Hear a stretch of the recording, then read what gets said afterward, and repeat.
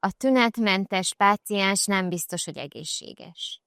Mert a tünetmentes páciens lehet egy rosszul összerakott rendszerben tünet nélkül, és egy kisebb beavatkozás, egy teljesen jóhiszemű, kisebb, akár egy korona, egy kicsi esztétikai fogszabályozás alatt is a tünetmentes, rosszul összerakott páciensnek tünetessé válhat. Nagy Anna vagyok, a Visit Hungary-nek az egyik oktatója. 2000-ben végeztem a Semmelweis Egyetemen, és 2009-ben fogszabályozó szakvizsgát tettem, de a fő érdeklődési területem az a gnatológia és az állkapocsizület terápia, és ebben a témában tartottam az előadásomat is. Az előadásnak a címe a tudatos mandibula pozícionálás a virtuális térben, és azokra a pontokra szerettem volna felhívni a figyelmet, hogy mik a feltételei annak, hogy úgy tudjunk mandibula pozíciót választani, hogy akár 10 mm-re pontosan tudjuk kontrollálni, hogy honnan, hova szeretnénk megérkezni. Én szerintem 4 fő csoportja van az, amikor igazán nagyon fontos, hogy nagyon precízen tudjuk a mandibula pozíciót változtatni. Az egyik fő terület természetesen az állkapocsizület terápia, tehát hogy a gond van az állkapocsizület, a gnatológia.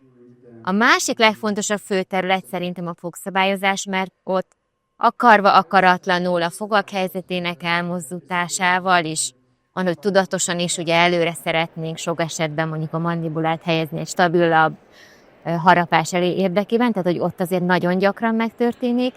Viszont a protetikában is előfordul, akár esztétikai, akár helyviszonyok miatt, hogy úgy döntünk, hogy esetleg egy új mandibula pozíciót szeretnénk. Úgyhogy ezek a fő területei.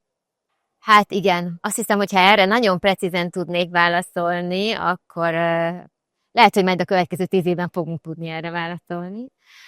Alapvetően szerintem azt kell megkülönböztetni, hogy 2 fő csoportja van ezeknek az eszközöknek. Vannak azok az eszközök, amik az izület szintjén mérnek, és az én szakmai véleményem szerint azok pontosabbak, azok, amik akár 10 mm-en pontossággal tudnak számolni, és vannak azok az eszközök, amik okkluzális szinten mérnek, és abból számolnak, akár algoritmusok alapján, hogy mi történik az izület szintjén.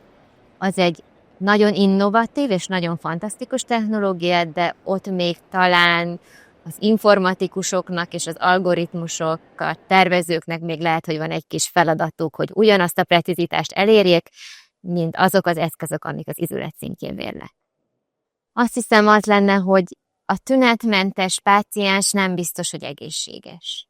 Mert a tünetmentes páciens lehet egy rosszul összerakott rendszerben tünet nélkül, és egy kisebb beavatkozás, egy teljesen jóhiszemű, kisebb, akár egy korona, egy kicsi esztétikai fogszabályozás alatt is a tünetmentes, rosszul összerakott páciensnek tünetessé válhat. Úgyhogy diagnózis, nagyon precíz diagnózis.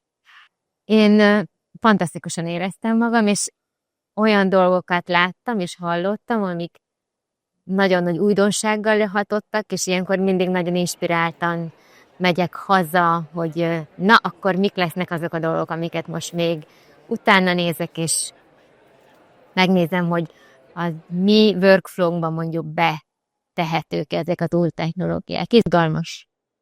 Mindenkinek azzal, amit hazavi.